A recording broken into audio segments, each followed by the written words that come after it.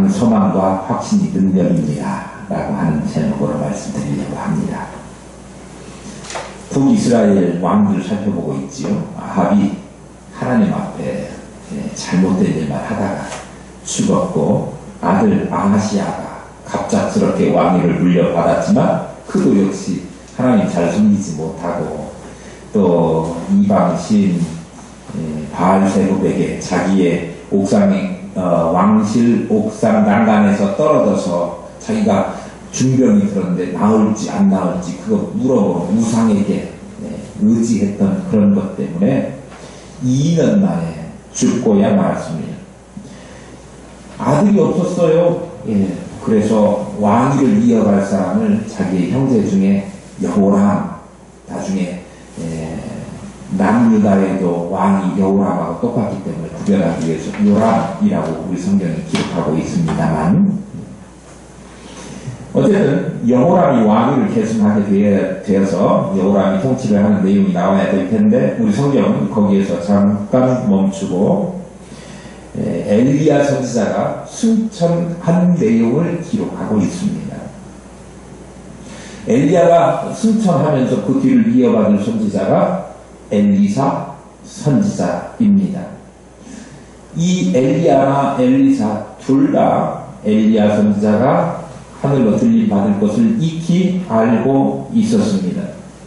그래서 엘리야 선지자가 자기가 평상시에 가르치고 지도하던 선지학교 길갈, 거기에서 떠나서 베델, 그리고 베델에서 떠나가지고 여리고에서 또 요단으로 옮겨가면서 살펴보려고 하는데, 엘리사는 그때마다 내가 동행하겠습니다, 따라가겠습니다, 끝까지 가겠습니다, 아니 좀 제발 좀 있어, 그런데도 끝까지 가겠다, 그렇게 이야기를 합니다.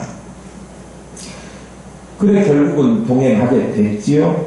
이제 마지막 장소인 요단가에 오게 되었습니다. 선지자의 그 제자 50여 명이 멀리에서 그들을 바라보고 있었다, 그렇게 7절에 기록하고 있습니다. 7절 한번 볼게요. 선지자의 제자 50명이 가서 멀리 서서 바라보매 그 두 사람이 요단가에 서 있더니, 그랬습니다. 엘리야하고 엘리사가 둘이 요단가에 서 있는데 상당히 거리가 있는 지점에 이 선지자의 제자 50명이 서 있었다. 이 50명이라고 하는 숫자를 왜 거기다가 굳이 기록을 해 놓았을까요? 오늘 아침에 뭔가 저 바자회 끝나고 나서 뭐죠 그거? 장아찌 나눠주겠다고 양파 장아찌 담는데 50몇 개를 담았어요. 근데 우리는 그냥 퉁쳐서 50개 그렇게 불렀어요. 그냥 50개건 52개건 별로 중요하지 않아요. 그런데 성경에서는요, 이 숫자를 거기에다 정확하게 기록해 놓고 오늘 우리가 읽도록 그렇게 만들었습니다. 왜 그랬을까요? 사람들은요, 초자연적인 사건이 일어나면 기적이 일어났다 이렇게 이야기하면서도 그런 일이 정말 있었을까? 라고 하면서 믿지 않는 경향이 있어요. 잘 못 믿는 게 사람이죠.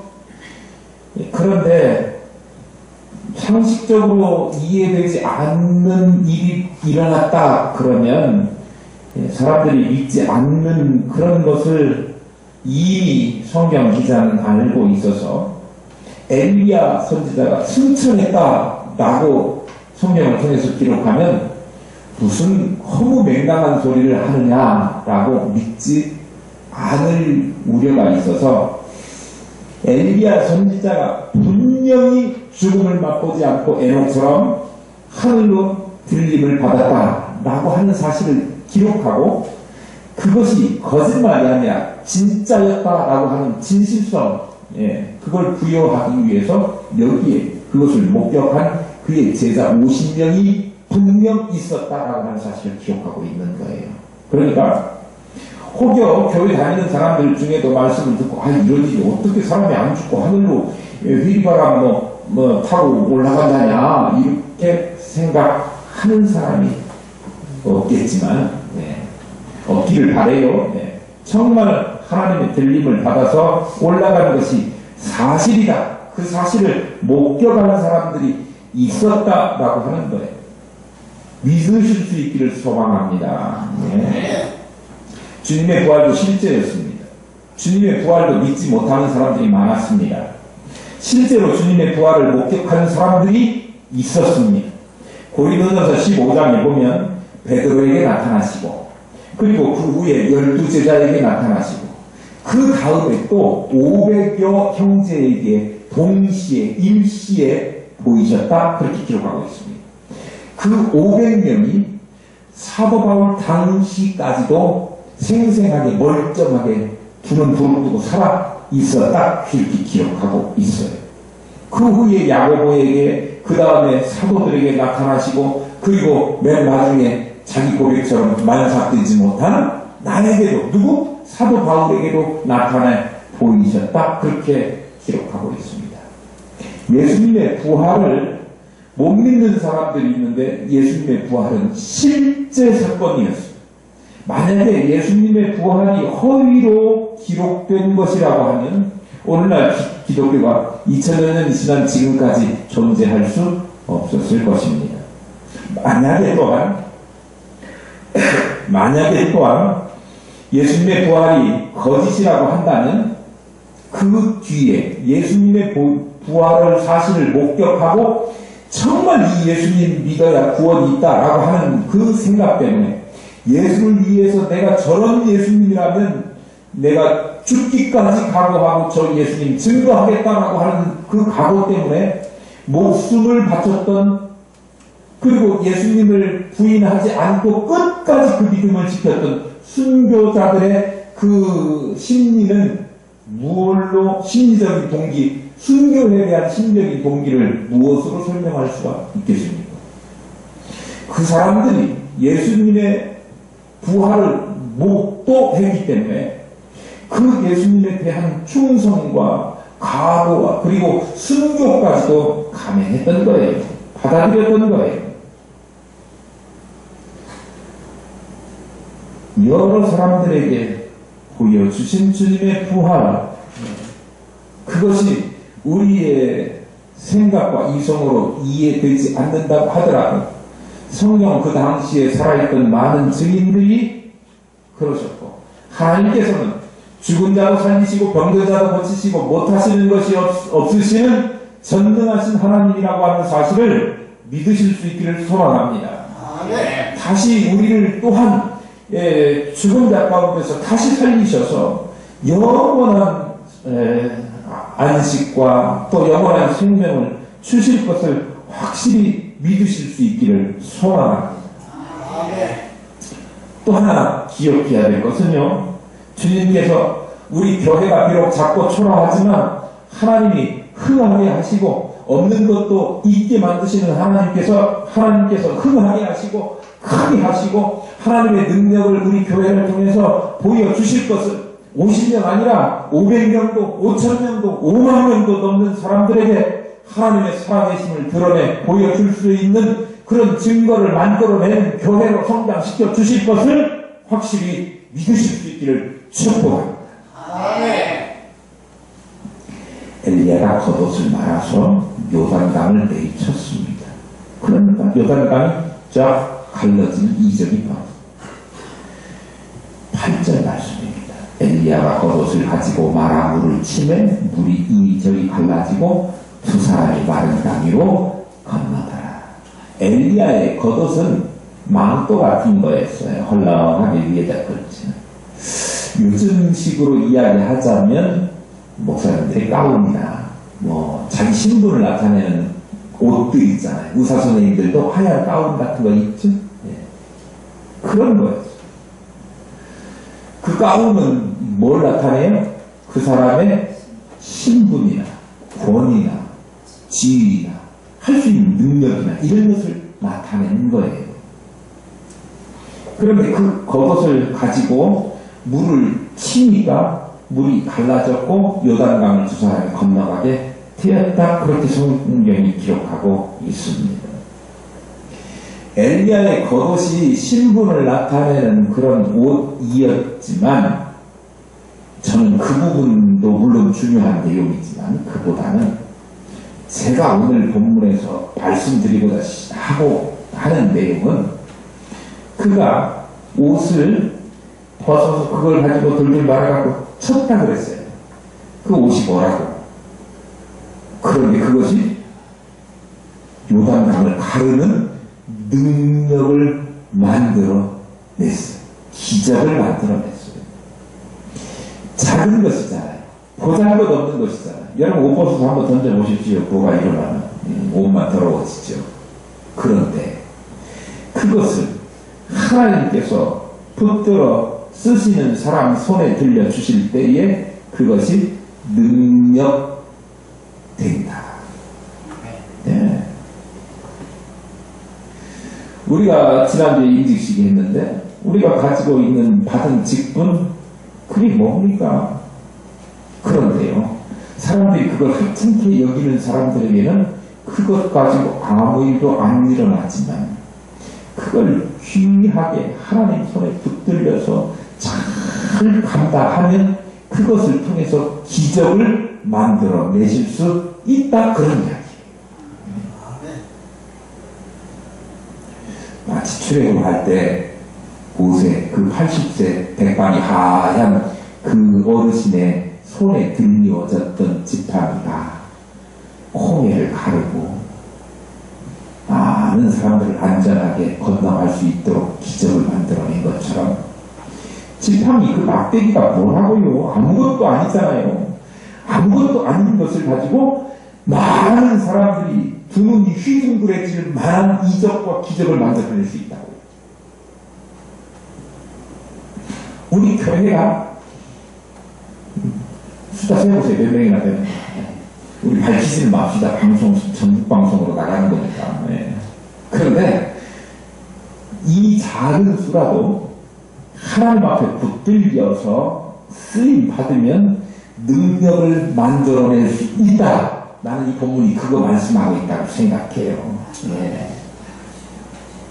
어쨌든 요단강이 갈라졌고 마른 땅을 물이 이리저리 가서 쌓이고 갈라져서 마른 땅을 건너서 엘리야와 엘리사가 건너갔습니다. 9절 한번 보겠습니다. 엘리야가 엘리사에게 건너에 엘리야가 엘리사에게 이르되 나를 내게서 데려감을 당하기 전에 내가 내게 어떻게 할지를 구하라. 엘리사가 이르되 당신의 성령이 하시는 역사가 갑절이나 내게 있게 하소서 하는지라. 제가 이 본문은 이 말씀은 여러 번 말씀드렸기 때문에 잘 알고 계시리라고 생각합니다. 요단이 갈라지자 엘리야와 엘리사가 함께 건너가서 엘리야가 엘리사에게 지금 시점이 뭐예요? 마지막으로 하늘로 들려 올림 받기 전에 제자인 그 다음에 선지자 직분에 계승하게 될 엘리사에게 원하는 것이 있으면 말해봐라 이렇게 이야기하는 내용이에요. 엘리야는 길갈에서 어디로 옮겨왔죠? 베델로, 그리고 여리고로, 그리고 여리고에서 요단으로 이동하면서 계속해서 엘리사에게 거기 머물러 그렇게 이야기했지만 아니에요. 나도 따라가요. 끝까지 갈래요. 죽는 자리까지 가겠습니다. 라고 집요하게 엘리사가 따라 붙었습니다. 왜 그랬을까요? 하나님께서 나를 데려가시기 전에 네가 원하는 것이 무엇인지를 말해봐라. 그 말 듣고 싶었던 거예요. 끝까지 따라가면서 선생님이 나에게 뭐 해줄 거 있을까? 예. 그 말이 듣고 싶었던 것 같아요. 엘리야가 엘리사에게 그렇게 묻죠. 뭐 해줄까? 그랬더니 엘리야 표현으로 네가 어려운 것을 구하는구나. 그 어려운 일이 뭡니까? 옛날에는 갑절의 영감. 지금 우리가 읽는 성경에는 성령의 하시는 역사가 갑절이나 있게 그렇게 간구했습니다. 우리 한국 사람들은 숫자를 참 좋아해요. 2배 준다, 3배 준다, 뭐 이러면 몇 배 여기에 관심을 더 많이 갖는데요. 사실은 갑절이라고 하는 말이 우리말로 이야기하면 2배라고 하는 의미이지만 이 2배보다는 훨씬 더 다른 깊은 의미가 있습니다. 물론 2배라는 뜻이 있어요. 왜냐하면 이 갑절이라고 하는 의미에는 당시에 사용되었던 유산이라고 하는 의미의 피쉐나임이라고 하는 단어가 사용됐습니다. 보통 상속을 받을 때 다른 형제들은 하나씩 갖는다면 맏아들은 그 아버지의 모든 권한과 그리고 모든 역할과 이런 것들을 물려받는다는 의미에서 한 몫을 더 줘서 다른 형제들보다 2배를 받게 돼 있어요. 그러니까 2배라고 해석해도 틀리지는 않지만 강조점이 어디가 있는가를 잘 이해해야 이 본문이 뭘 이야기하고 있는가를 제대로 알 수 있는 거죠. 예전에 많은 목사님들은 엘리야보다 2배가 되는 은사를 받게 해 주십시오. 이렇게 했다고 해석을 했어요. 그래서 여러분들도 간구해서 다른 사람들이 가진 것보다 2배나 더 많은 능력과 또 은사를 받으십시오. 그렇게 설교했던 목사님들은 제가 기억이 납니다만 저는 그렇게 이야기하지 않습니다. 왜냐하면 이 갑절이라고 하는 의미의 강조점은 다른 형제들이 받는 것보다 2배라고 하는 2배 숫자가 아니라 다른 형제들이 많이 있지만 다른 형제들이 아버지의 역할이나 장자의 직분이나 이런 것을 물려받지는 않아요.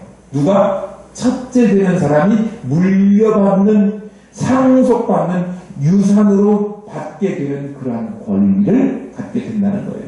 다시 말하면 엘리야 선지자가 돌아가시지는 않았죠. 하늘을 승천하는데 그때 엘리야 선지자가 이 땅에서 행하던 그 모든 능력보다 내가 2배나 더 훌륭하게 해서 선생님을 따라잡는 엎어먹는 그런 사람이 되고 싶습니다 라고 하는 의미에서 한 것이 아니라 엘리야 선생님이 그토록 하나님의 쓰임을 받아 그런 능력을 이 땅에서 행하였는데 나 또한 그 하나님의 능력을 그대로 이어받고 다른 데 빼앗기지 않고 그대로 이어받아서 상속받고 유산받아서 능력있게 하나님의 선지자 사역을 감당할 수 있도록 하나님이 나를 붙들어 주십시오. 그런 뜻이에요. 근데 그걸 누구한테 이야기했어요? 내게 보아라 그랬더니 엘리야에게 이야기했단 말이에요. 그러니까 엘리야 선지자가 뭐라고 했냐면 네가 어려운 것을 구하는 것이다. 왜요? 그런 능력은 엘리야가 주는 것이 아니에요. 어쨌든 그렇게 하나님 앞에 엘리야에게 그렇게 이야기를 하니까 그 하나님께서 그에게 그런 능력을 부어 주실 건데요. 정말로 엘리야의 그 능력을 엘리사가 이어받았지 않습니까? 그 능력을 이어받기 위해서 계속해서 길갈에서 베델에서 여리고에서 요단까지 계속해서 따라갔고 그리고 그에게 그런 나에게 원하는 거 해라 당신이 쓰던 자가용을 나에게 주십시오 그런 이야기 안 하고 당신이 가지고 있던 능력 행함을 내가 행할 수 있도록 주십시오라고 하는 거룩한 소망을 가지고 있었다. 그러니까 하나님의 사역을 훌륭하게 감당하겠다고 하는 거룩한 이 소망과 그리고 열심을 내어서 끝까지 포기하지 않고 따라가서 그 능력을 구하는 그의 열심, 그것이 정말 엘리야가 가졌던 능력을 이어받게 되는 그런 은혜를 받게 되었다고 하는 거예요. 우리가 여기서 배워야 될 것은 뭐냐? 그러면 열심히 간구하고 거룩한 소망을 품고 하나님 앞에 열심히 간구해야 된다고 하는 거예요. 말씀하시지 우리가 잘 알고 있는 것에 성경 말씀에 너는 내게 부르짖으라 내가 내게 응답하겠고 내가 알지 못하는 크고 비밀한 일을 보이리라. 누구에게? 너에게 내게 보이리라. 그렇게 말씀하셨어요. 하나님 앞에 거룩한 열망을 품고 뜻을 품고 기도하면 하나님께서 주신다고 하는 거예요.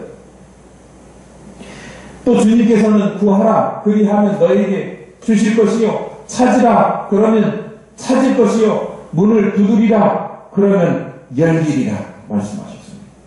이거는 뭐냐면요, 구하라, 거기에서 더 진보적으로 더 나아가서 뭐 하라고요? 찾으라고요. 찾으라, 거기에서 더 점층적으로 올라가서 뭐 하라고요? 두드리는 열심으로 노력해라, 그런 거예요.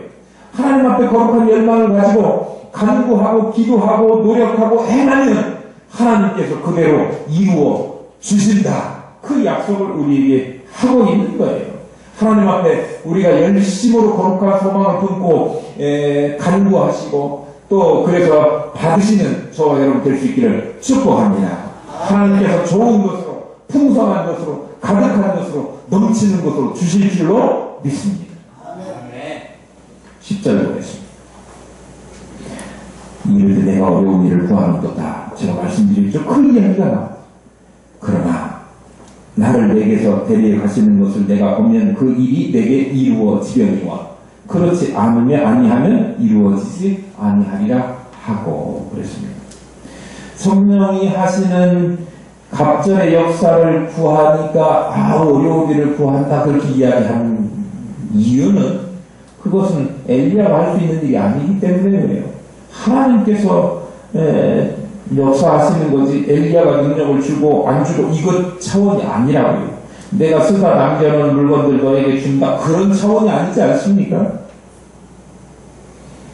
자기는 선지자직을 계승하게 해서 능력을 부여해 줄 권한이 없지만, 능력이 없지만, 그러나 엘리야가 만약에 자기 스승 엘리사가 자기 스승 엘리야 승천하는 것을 보게 되면 하나님께서 그 능력을 주실 것이고, 그렇지 않으면 주시지 않을 것이다, 이렇게 이야기를 합니다. 들림받는 엘리야를 보게 되면 무슨 얘기예요? 하나님의 능력을 본 자가 하나님의 능력을 행할 수 있다, 그런 말입니다. 우리가 하나님의 하시는 일들을 많이 보아야 됩니다. 거기에 본다는 이야기는 그 자리에 같이 참여하고 함께 일해야 된다는 이야기예요. 그러니까 제가 강조드릴 건데 앞으로 교회에서 무슨 일을 하면 절대 빠지지 말고 같이 참여해서 보시고 하나님이 어떻게 교회를 통해서 일하시는가, 역사하시는 것을 경험하시기를 바라요. 그런 사람이 교회에서도 하나님의 일을 크게 할 수 있고, 각 가정을 세우는데도 쓰임받을 수 있고, 자기가 위치하는 사회의 어느 환경에 처하더라도 하나님이 맡겨주신 사명들을 감당할 수 있는 능력을 받게 되는 거예요. 하나님의 역할을, 하나님의 하시는 일을 보지 못하고 참여하지 않았던 사람들이 그 일을 감당할 수는 없는 것입니다. 엘리야가 엘리사와 함께 보여줄까?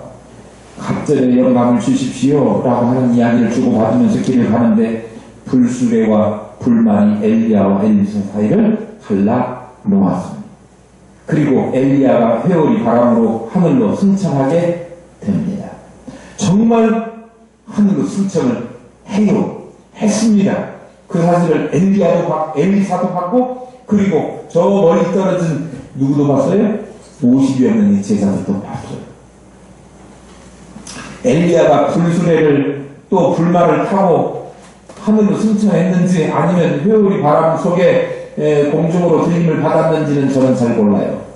여러분들은 근데 자신있게 찬송하대요. 찬송가 199장에 보면 나의 사랑하는 채 비록 헤어졌으나 그 2절에 보면 주의 선지 엘리야 병거 타고 하늘에 올라갔던 일을 기억합니다. 그렇게 찬송하셨죠? 기억하시죠? 근데 이 찬송가는 정확하지는 않아요. 그냥 그랬을 것이다 추정하는 거죠. 회오리 바람을 타고 갔는지, 불병거 이것이 말 타는 것이니까 그거 타고 갔다고 진단을 하는데 성경에서는 정확하게 그것을 언급하고 있지는 않아요. 분명히 기록하기는 우리 한글 성경도 마찬가지고 원어 성경도 마찬가지지만 그 불말과 불병거가 제자인 엘리사와 들림받는 엘리야 사이를 갈라놓았다, 그렇게 기록하고 있고, 그리고 회오리 바람으로 하늘로 올라가더라, 이렇게 기록하고 있을 뿐이에요. 어쨌든 엘리야의 승천 방법 그 자체는 우리가 정확하게 알 수는 없지만 하나님의 임재 가운데 초자연적인 기적적인 역사로 하나님께서 엘리야의 모습을 이 땅에서 감추시고 그리고 불려 올리셨습니다. 그런데 그것을 본 사람이 가장 가까이서 정확하게 본 사람이 누굽니까? 엘리사입니다. 엘리사. 승천 광경을 하나님이 정말 엘리야 선지자를 승천하시는 하나님께 쓰임받았던 선지자의 최후의 순간을, 그 영광스러운 순간을 눈으로 두 눈으로 확실히 똑똑히 보았을 것입니다. 나도 하나님 앞에 충성하여 하나님의 사명을 감당하면 저렇게 영광스럽게 되겠구나 라고 하는 확신을 가졌겠지요. 그런 거 있잖아요. 이 아들들 키울 때 우리 아들 뭐 이렇게 하기 전에 다른 집 아들들 뭐 했다, 뭐 시켰더니 뭐 했다 그러면 오 그렇게 성공을 했어. 그러니까 참 그때 우리 아들도 그렇게 키워야지 뭐 그런 생각 들잖아요. 다른 사람 하는 걸 봐야 돼. 엘리야가 그렇게 하나님께 영광스럽게 쓰임받는 걸 봤기 때문에 엘리사도 뭘 봤어요? 나도 저렇게 하나님 앞에 충성하고 쓰임받는 나도 그렇게 되겠구나 이거예요.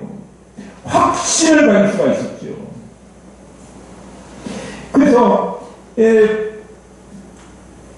엘리야에게 그렇게 갑절의 영감을 주시도록 그렇게 간구했던 엘리사가 스승이 뭐라고 그랬어요? 갑절의 영감을 달라고 그랬더니 어려운 일 구한다 그랬는데 내가 들려 올라가는 것 네가 보면 그렇게 될 거다 그랬잖아요.